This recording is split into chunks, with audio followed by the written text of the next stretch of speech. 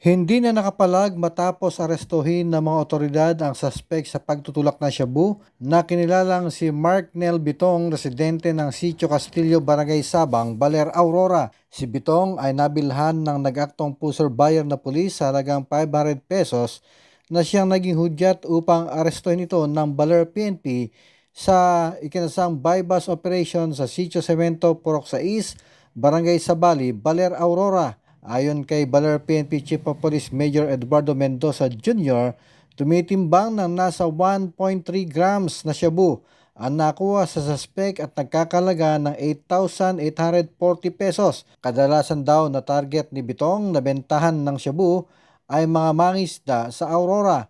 Aminado naman si Bitong sa nagawang pagkakasala. Katatapos din lang daw niyang gumamit ng shabu ng umaga bago ito nahuli 3:30 na ng hapon. Kasong paglabag sa Republic Act 9165 o Dangerous Drugs Act of 2002 ang kinakaharap na suspect at nakatakdang sampahan sa piskalya ngayong Lunes. Ako ang inyong naging tagapaghatid balita, Jason De Assis, para sa RTV News Desk.